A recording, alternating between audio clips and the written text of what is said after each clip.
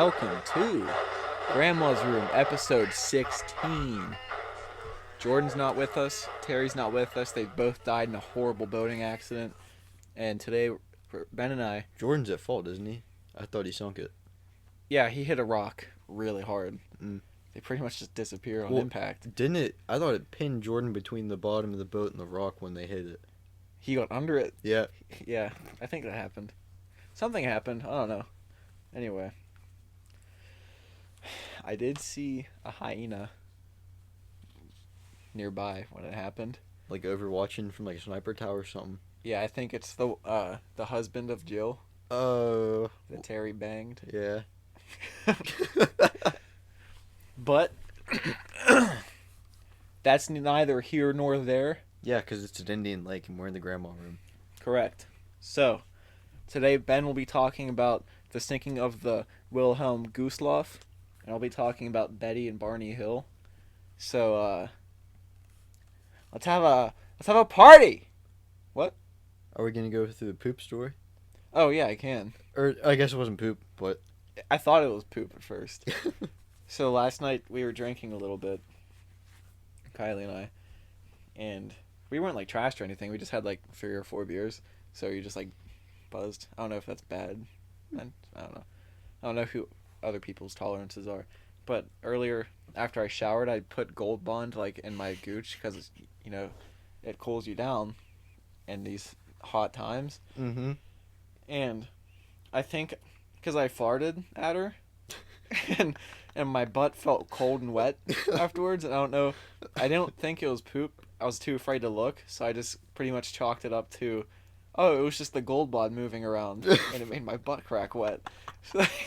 So I could have had poop in my butt crack till this morning, but I think it was the Gold Bond. Oh man. Yeah, so it was pretty cool. It didn't stink or nothing. Alright. So, do you want to start or do you want me to start? I'll start. Okay. So, for those of you who don't know what I might be pronouncing this wrong because I'm just a dumb American. The Wilhelm Gustloff was a ship built in 1937 to give German workers a place to a way they could unwind. So remember, this time Hitler's been in power for what? Was it? What year? 5 years? 1937. I don't know exactly when he took power. Okay.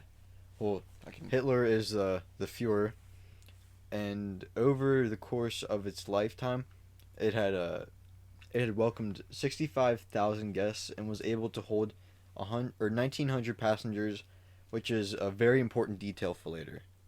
Okay, so 33. Okay, so 4 years. All right. So, to try and deter the idea of social classes, every single cabin was exactly the same, except for a special cabin made exclusively for Hitler, which, by the way, he was there, like, I don't know if you've ever seen this before, but, like, where people break a bottle of champagne on the ship before, like, whenever like they the launch christening. it. Yeah. He was the one who did that. He did it himself? Yeah. Oh. I think he did. I know he was there. And, wait, this ship sinks, right? Yes. Maybe that's what cursed it. Who knows? A little touch of Hitler there. A little touch of Hitler there. And then your ship sunk. And you have water in your hole. Yeah. Aside from being a passenger liner, it was used for voting. It was also a troop ship and a hospital ship after World War II broke out.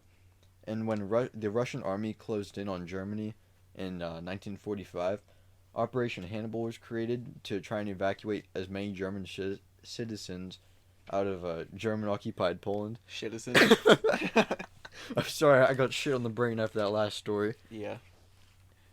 At first, the Wilhelm Gustloff was ordered to bring soldiers from a division of submarines, but eventually allowed refugees to board, totaling in almost 10,000 people aboard the ship. So just remember, earlier, it could hold 1,900 passengers. Oh, 1,900? Yeah. Oh, okay. So that's like 5 times how many people it can have on board. The ship left Poland with 3 ships to protect it, like an escort, but 2 of them had to turn back and just left with the torpedo boat. Are those the ones that are like searching for like submarines in front of them? Like they zigzag in front of the ships? I don't know. I think you might be right. Like kind of like minesweepers almost. Yeah, that's what I was thinking. Minesweepers, that's what Mm-hmm. I couldn't remember if they were for mines or submarines. I think you're right though. But instead of traveling fast to outrun the Russian submarines, the ship captain decided to travel at a lower rate of speed so the engines wouldn't stop. Because I forgot to write this down. Whenever they were traveling, it was like super cold, and like there was like the ship was covered in snow, like it was snowing at sea, so it was that bad. Mm. Like the waves were pretty bad. And after the ship received a mysterious message that neither the Wilhelm Gustloff's crew or the torpedo boat Lau's crew officially received, that said a minesweeper was coming through, the Wilhelm Gustloff turned its fog lights on at around 6 in the morning on January 30th. Wait, so who'd they get the message from? No one knows. Was it maybe like the Allies trying to Well, I think that's kind of what happened. trick them so they'd let them know where they were at? Yeah. Because the Lau, the torpedo boat, they never got a message from them. Or at least officially, Mm-hmm. they never got a message from any other ship. About an hour later, a Russian submarine S-13 got between the ship and the coast and fired 3 torpedoes at the ship at 9:15 that same night. Which I'm not sure how close the ship was to the shore, but I think there's 2 ways they could have taken, and one involved going out in the middle of the ocean, and the other one they had like kind of hugged the coastline. Mm-hmm. Due to a snowstorm, which I mentioned earlier, almost all the lifeboats, which could only hold about 5,000 people, were frozen to the deck.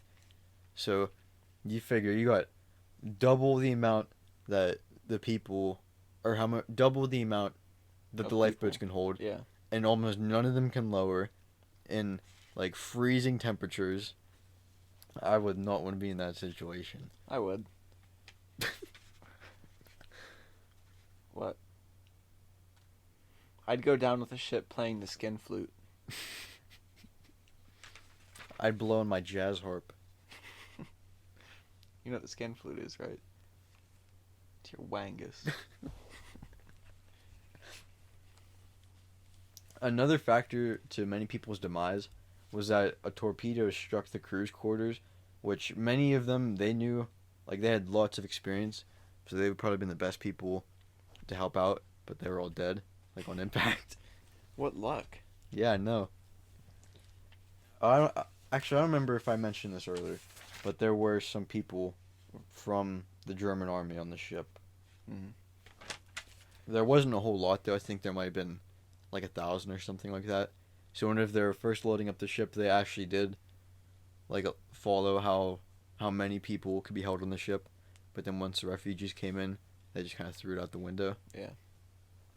Were they German citizens or what? Yeah, they were German citizens. Say I didn't think they were keen on like helping people. Yeah. Within the hour it took to sink, 9 other ships had come to the rescue, but of the 10,000 people aboard, only 1,239 were saved. So, to put that in perspective, I think on Titanic, 1,700 people died out of 2,000. So that's almost like 4 times the amount of people on Titanic died. Damn. Yeah. That's pretty cool, huh?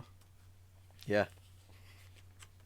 Not much is known about the actual sinking itself because of how many people were lost. But for those who hadn't been killed by the initial torpedo blast, many were left to freeze in the Baltic Sea. And what we do know of the sinking is that not only were most lifeboats useless to begin with, but when the ship rolled over on its side, like it capsized, Mm-hmm. it rendered half of them impossible to lower. So like, you take, I think it said 5,000 people, that's 2,500, so now you have almost 4 times the amount that they can't hold. Mm-hmm. 10-year-old Horst Voigt, I know I'm pronouncing that wrong, but he managed to not only escape being trampled like other children, like trampled to death. Holy shit. Yeah. But like he like watched these people or these kids die. but he also was one of the people to cut the ropes of a lifeboat with his uncle's knife. He was part of the German army or military or whatever. Mm. And in other survivor accounts, recall watching a Nazi hang off the side of the ship, and he shot his wife and his kids, but like so they wouldn't die in the water. Yeah. But after he found out that he shot them all, he didn't have any bullets left for himself. Fuck. So he just like fell into the water to be with his family. My hand smells like onions. Well, you just had some, didn't you? Yeah, but I don't know.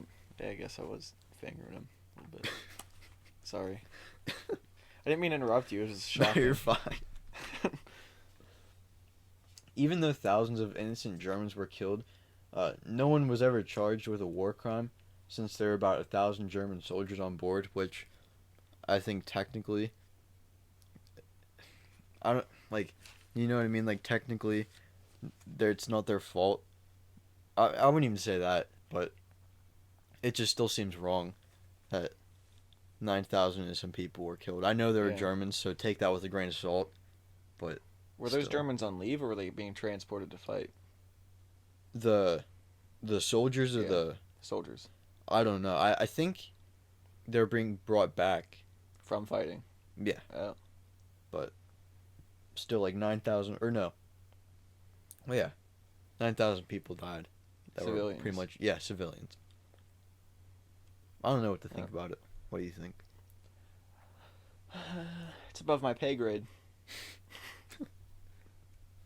It's too hard thinking. Because obviously the Germans were horrible. Yeah. But And I I kind don't of think know if all their citizens thought that way. yeah, I think like at the end of the war, most of them kind of realized that not only were they fucked, but what Hitler did was also wrong. I think there's a lot of that. Plus, I don't know. At the end of the war, I'd say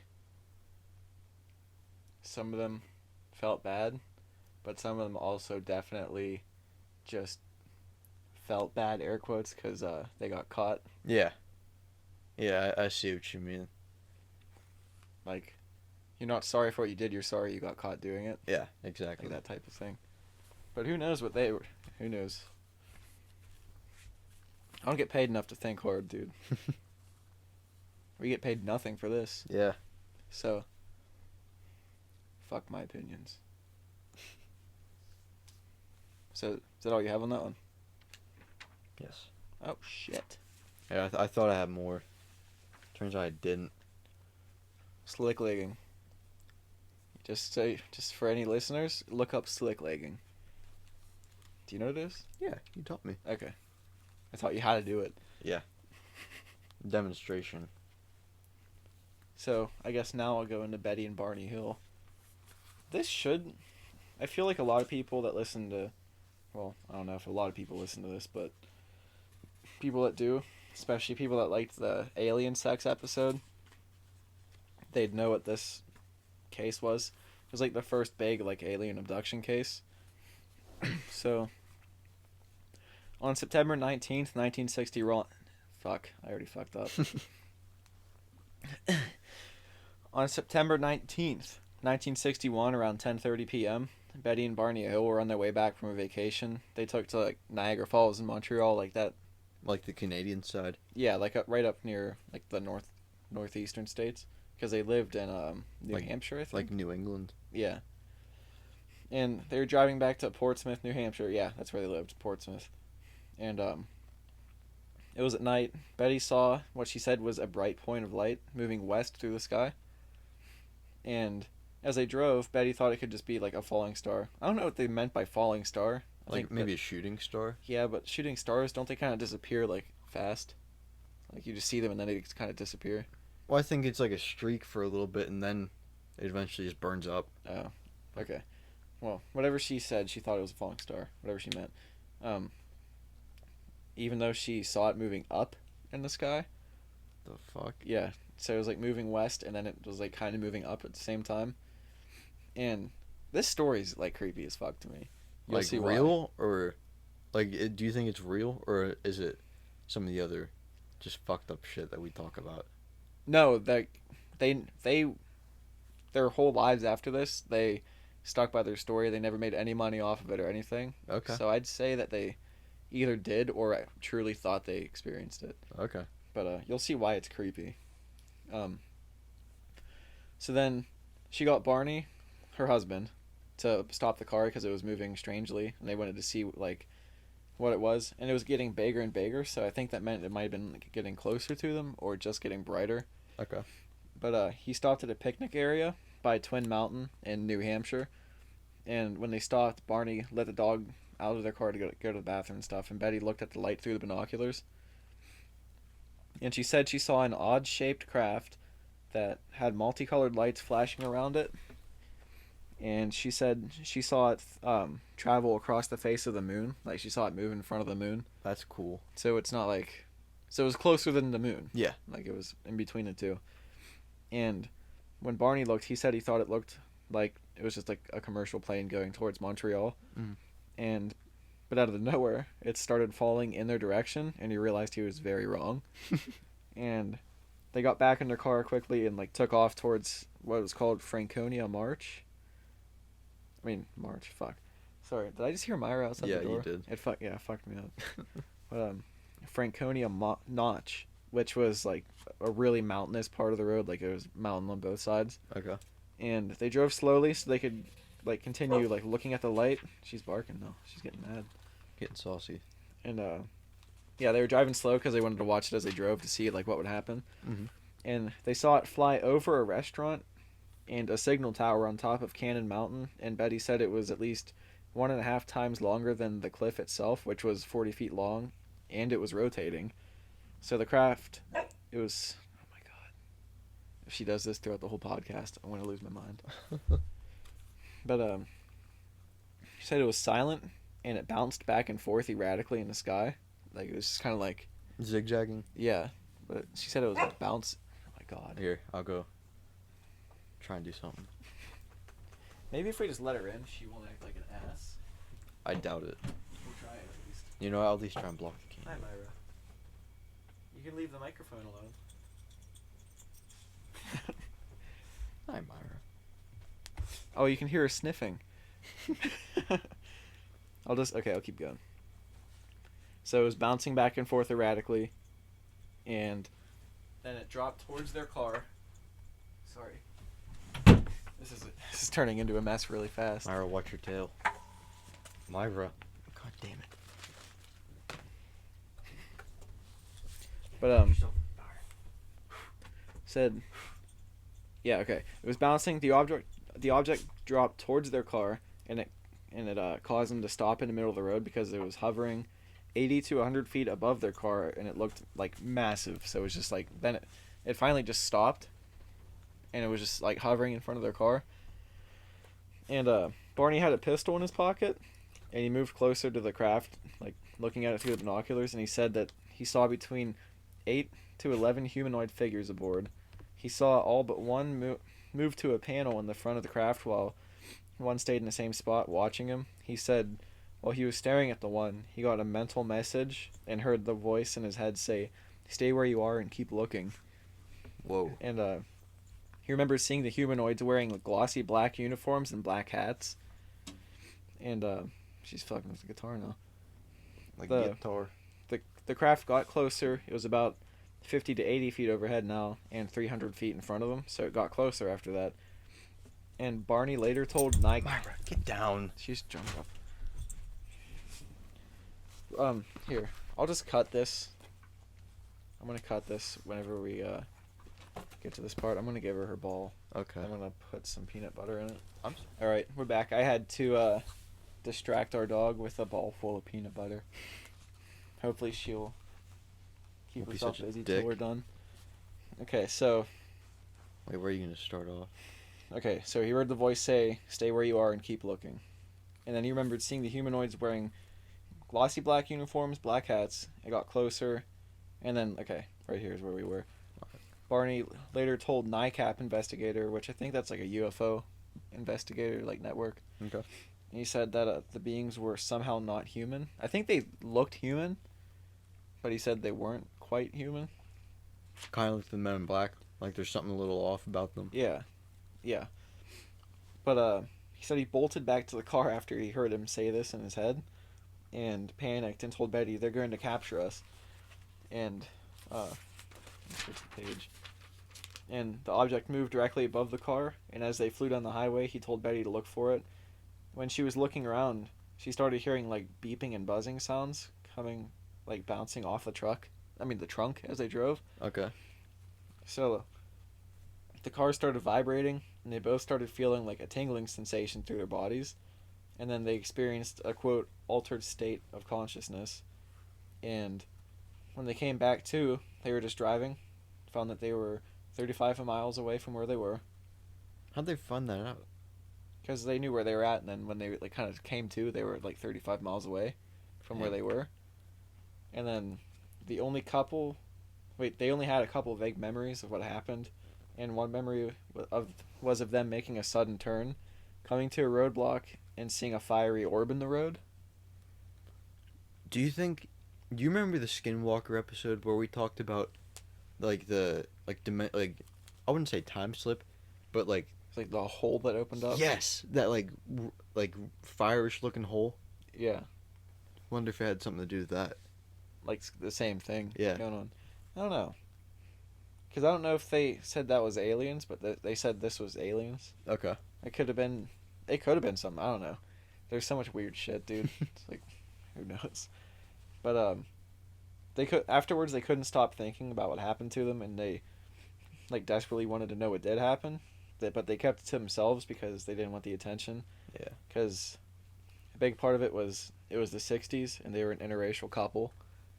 Oh, and that was like a no-no. It wasn't really a no-no, but it was kind of a big deal back then. And they were both prominent members of the NAACP, which is the National Association for the Advancement of Colored People. And they were both respected members in their community. And they didn't want to be thought of as crazy, like talking about their encounter with aliens. Mm-hmm. And after a long time of confusion, Betty was having like recurring nightmares, and Barney developed anxiety and a stress ulcer. Like he was so stressed out he developed an ulcer. Damn. And they finally decided to get like mental help, and they went to see Benjamin Simon, who is a psychiatrist and neurologist who specialized in hypnosis. And through hypnotic regression, like he'll like hypnotize them and kind of put them to sleep, and they can like dig through old memories that they had, like suppressed memories. And he helped them recall what happened that night, and it was pretty disturbing. So like, I have to jump around my notes here because I found a huge portion of what happened afterwards. And it was kind of weird because all this was on the CIA's website. Really? Yeah. So like they definitely investigated this a lot. Mm-hmm. So this is Barney's hypnosis account. Barney said, "I look up through the windshield of the car and I see a star. That's funny, but I said, Betty, that's a satellite. And then I pulled over to the side of the road, and Betty jumped out her side with the binoculars. And I looked towards the sky, and I'm saying, hurry up, Betty, so I can get a look, and Betty passes the binoculars to me. And I see it's not a satellite, it is a plane. And I tell Betty this and give the binoculars back to her, and I'm satisfied. And then the doctor asked what kind of plane it was, and Barney told him it was not moving in the direction he expected that it should. I don't know if that's just like, I don't know what he meant by that really. If it was moving a way a plane couldn't, or just a way that he didn't think it was flying. Yeah. But doctor asks if it had propellers, and Barney relays that he can't tell, and thinks it's strange that he can't hear the motor to be able to tell. Then they talk more while he's under hypnosis, and he suddenly yells, I want to wake up. And the doctor reassures him that it's okay. And he said that when he yells, if someone in hypnosis yells that they want to wake up, it's because they're about to experience something like traumatic. Okay. And Barney starts yelling that it's right over my right. God, what is it? And I try to maintain. This is a quote. It's right over my right. God, what is it? And I try to maintain control so Betty cannot tell I'm scared. God, I'm scared. Then the doctor tells him it's okay, and he starts sobbing while he's under hypnosis. Like he starts crying. And he says, I got to get a weapon. And he said he went to the trunk to get a tire iron and got back in the car. He then gets out with the binoculars again. And the Barney says, and I look, and it is there, and I look, and it's just over a field, and I think I'm not afraid. I'll fight it off. I'm not afraid. And I walk across the road. Then it's up there. Oh God! Then he yells, "Oh God!" Like he's about to experience something like pretty horrifying. Yeah. And this is all while he's asleep, like in hypnosis. Okay. When the doctor's like asking him, like trying to guide him to what they saw. Mm-hmm. And he said he saw men inside the pancake-shaped craft, and there's one man that he saw. It looked like a captain. He said it had curved windows and it wrapped around the entire disc, so it was like like Rick and Morty. No, I don't know. I don't know if the whole dome, it was like a disc dome, but he said the windows wrapped the whole way around. Okay. But he said he saw one person looking at him over their right shoulder, smiling at him. And when the doctor asked him what he looked like, he said the person reminded him of a red-headed Irishman. And then the doctor asked, "You say, looking over his shoulder, he was facing away from you?"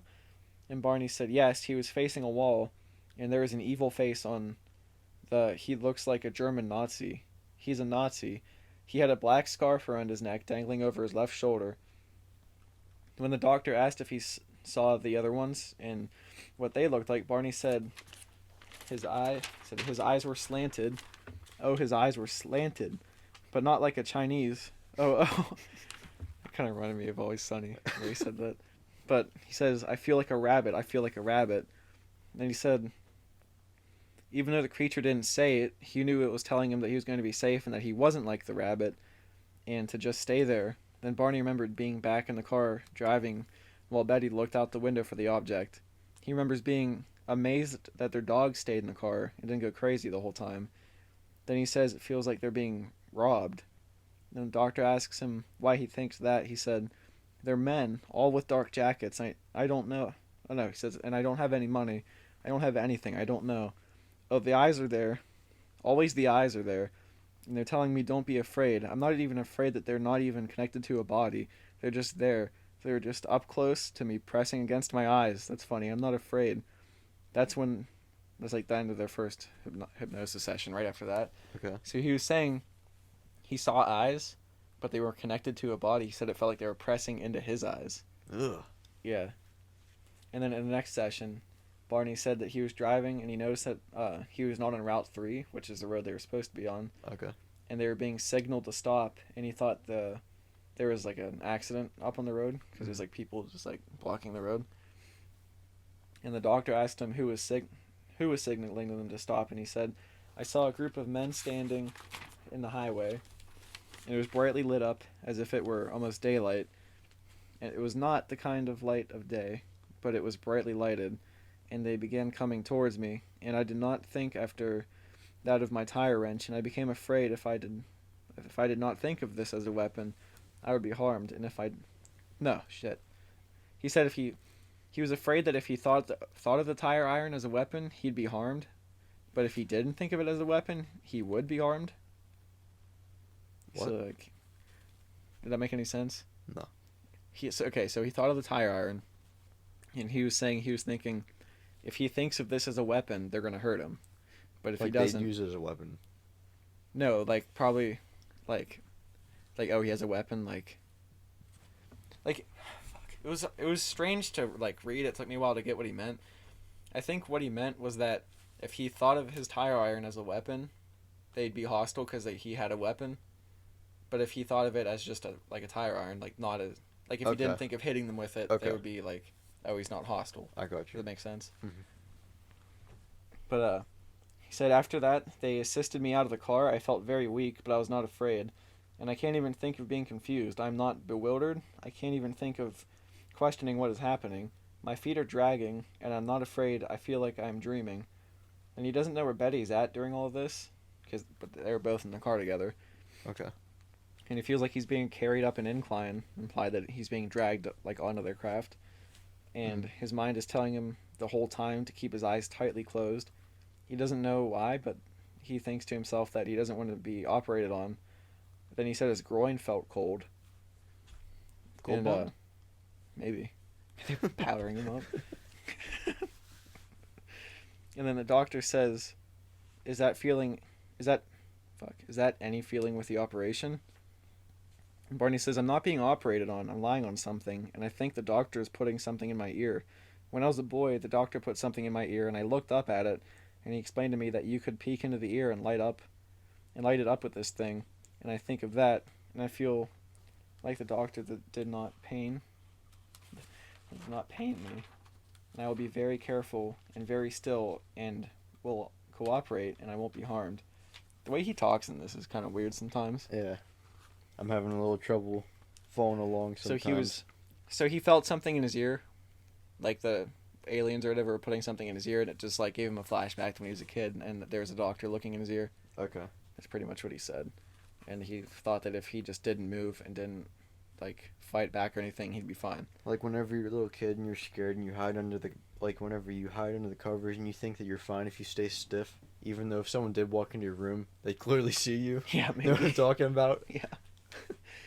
But then he said he thought he was laying inside something, but he wouldn't dare open his eyes still. So he's keeping his eyes shut the whole time. He doesn't want to see, like he's too scared to see what's happening. Mm-hmm. And so they went back to the subject of the beings on the craft, and Barney said they were all dressed in dark clothing, and that they did not seem to have different faces from white men. And then he said he opened his eyes for a moment, and the room was spotless, and it was like a pale blue. He didn't feel like he was being operated on or attacked or anything. The doctor said, to like bring him back to where he was, he said, you said your groin felt cold?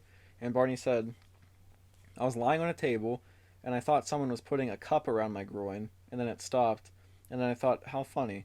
If I could keep real quiet and real still, I would not be harmed.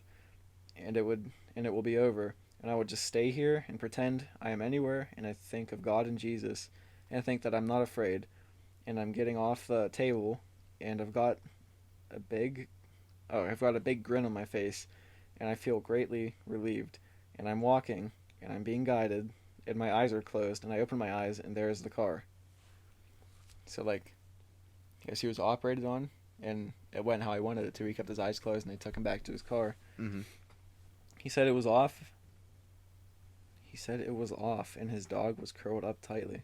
I don't know what he means by it was off. Yeah. I don't know. Some of The it's car, hard to- maybe? I think that's probably what he meant. The car was off. Yeah. And his dog was curled up tightly under the seat. And then he saw Betty coming down the road, and they were both smiling at each other, and they were both elated, like they were just super happy. And like I think that's part of the mental manipulation of whatever they were like being abducted by. Mm-hmm. They both felt like super happy. And said then they look up at the object, and it was a bright orange ball flying away from them, so it just left. And so they were happy and driving back, and Betty says, do you believe in flying saucers now? And he says, oh, Betty, don't be ridiculous. Of course I don't. And then they started hearing beeping, and the car buzzed with the beeps, and Barney felt like something was shifting in the car. Like something was kind of like rattling it? Like if some guy was in the back, like throwing himself against the side of the car. Okay. Like it was kind of being jerked a little bit. Mm-hmm. Like whenever you and your friends get in the back of the bus and Yeah, start and swaying to the side. Yeah, and you start shaking it. And he said their dog looked intrigued when this started happening, and they wondered if the craft was still around, and he wondered if he could somehow be making the car do that by himself. So he started driving erratically to try and recreate like the beeping and the buzzing sounds. And finally they got home. Well, he couldn't recreate it, of course, because it wasn't him. And then finally they got home and examined his groin for proof of what happened. He found nothing. And he kept going to the doors and windows to look at the sky because he couldn't stop the feeling that something was still around. And he went to bed, and when they woke up, they argued they agreed that they couldn't tell anybody what happened because obviously I don't want to sound crazy. And then Betty got her like hypnotic regression. Okay. And she said she remembers walking up a ramp in her hypnosis. She also remembered that the aliens or whoever were on board the UFO spoke English but with a different accent. They both regularly had nightmares after this. They were also both convinced for some reason that the UFO and the people on it was going to come back to get them. And Betty thought this because the aliens told them to forget what happened, and they made a conscious effort to do the opposite. You know, and like they obviously went public with it. Yeah. And here. I've just jumped around again in my notes. And then, apparently, yeah, my notes kind of jump around, but it's still jumping back to the same night. Mm-hmm. And apparently after they blacked out, the craft had landed on top of their car. See, their stories are a little different. But I don't know if that's just because, like, they were repressed memories. Yeah. And they were, trying to dig them out of their heads. But, so Betty said the craft landed on top of the car. And then they were led by gray aliens up a ramp into the craft. Then they were separated. They were taken into examination rooms. And they were asked to get on examination tables. The examination room had curved walls and a large light hanging from the ceiling. And the examination tables were pretty short, and Barney's legs were hanging, like, way over the edge because they were just, like, insanely short. Mm-hmm. And during their time on board, the aliens pulled out some strands of hair, took clippings of their nails, and took skin samples by, like, scraping their skin. And the samples were apparently put onto something that resembled, like, glass slides for a microscope. Okay. And they also had needles connected to wires put into their head, arms, legs, and spines. Like, Okay. I don't know what for, to extract something. But she said a 6-inch needle went into Betty's stomach, which made her, like, writhe in pain. And she remembered that, which sounds horrifying. And the whole time, a being called the Leader watched from, like, the far corner of the room. So there's just, like, the Leader was just, like, way over in the... Like a cuck? Yeah, he was pretty much being cucked. A surgery cuck? Surgery cuck. And after Betty was done being examined, the aliens apparently ran back into her room and were excited because Barney's teeth were able to be taken out because he had dentures. Oh, okay. And Betty apparently laughed when she told them Betty laughed when she heard this, and she told him that he had dentures because it was part of aging, and she said that Wait, how old were they? They weren't that old, I don't think, because they lived for a while afterwards. I don't know their exact age when this happened. Okay. I'd say 20s or 30s, maybe. This guy already had dentures at 20 or 30 years old? I don't know. Holy It was shit. the old days. But, she said that beings weren't able to grasp the concept of aging, and, like, that bodies change while you age. Mm-hmm. And after a while, Betty said that she was alone with the Leader, and she asked where the craft had flown while they were on board, and she told it that she didn't know much about the universe. And the Leader told her jokingly, if you don't know where you are, there wouldn't be any point in telling you where I am. So, like, now they're bonding, I guess? Her and the Leader fuck? are bonding, like, laughing and talking to each other. It's weird. And while she was under hypnosis, she drew a map of the stars that was shown to her while she was on the ship. Like I said before, the Hills never made any money off of this. And even though their story became massive around the world and there's movies about it and TV episodes about it. And I feel like this indicated that they weren't lying. And a lot of psychologists said that sleep paralysis and hallucinations could have caused these memories, but they were driving when it happened, so I don't know how sleep paralysis would have... Yeah. I don't know. I think it's just a cop-out. They don't want to, like, open their minds. Mm-hmm. But, I don't know. But, like... Fuck. Do they think they fell asleep? Yeah. They both fell asleep, apparently, when they were driving. And then they both had sleep paralysis and woke up again 35 miles away, somehow still on the road. And, oh my fuck.